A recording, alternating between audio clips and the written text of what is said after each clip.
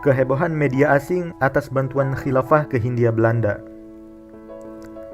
22 Agustus 1873, Kementerian Luar Negeri Belanda yang berkedudukan di Den Haag mengirim sebuah edaran yang ditunjukkan kepada para konsulnya di negeri-negeri Islam untuk melaporkan gejala kebangkitan agama dan politik di kalangan kaum muslimin.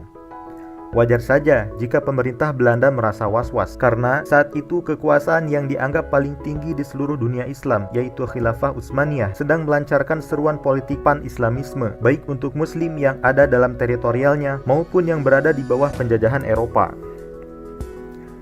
Dalam konteks kekuasaan atas tanah jajahan, Belanda begitu khawatir dengan gencarnya arus pan-Islamisme yang melanda rakyat Hindia Belanda. Kekhawatiran itu dirasakan betul tatkala Belanda mendeteksi pengaruh pan-Islamisme Khilafah Utsmaniyah secara langsung. Apalagi semenjak Khilafah Utsmaniyah menempatkan konsul-konsulnya di Batavia dari tahun 1882 sampai 1924 Masehi. Belanda amat keberatan dengan pembukaan konsulat khilafah di wilayah jajahan mereka karena dikhawatirkan para konsul Utsmaniyah akan membangkitkan fanatisme yang penuh dendam dan mudah terbakar di kalangan penduduk terjajah. Dari fanatisme Islam yang dimaksud Belanda itu, efeknya akan merongrong kekuasaan mereka di tanah Hindia Belanda.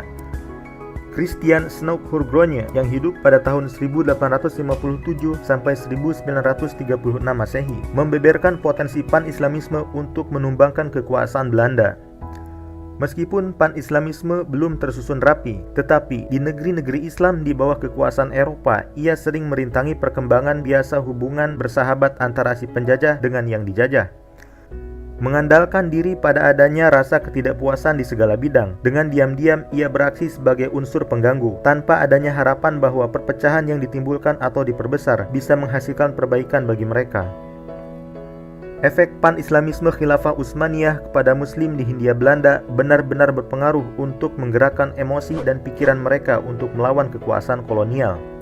Contohnya tatkala Basiret, surat kabar yang terbit di Istanbul, menulis artikel bertanggal 9 Juli 1873 yang memberitakan bahwa khilafah akan mengirim 8 kapal perang ke Sumatera. Berita ini dikutip oleh Reuters, agen berita dari Inggris, dan informasinya sampai ke Pinang, Malaysia. Walaupun berita tersebut di kemudian hari tak bisa dibuktikan kebenarannya, seorang Aceh yang kebetulan berada di Pinang terlanjur menyampaikan berita tersebut kepada khalayak Aceh sehingga menghebohkan seluruh Nangro Aceh Darussalam.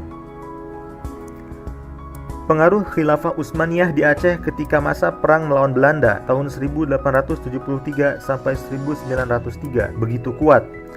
Sebagaimana perkataan orang-orang Aceh kepada seorang pedagang Prancis pada tahun 1875 bahwa banyak pemimpin mereka telah memutuskan untuk tidak pernah berhenti berperang sampai khalifah sendiri turun tangan untuk menyelesaikannya.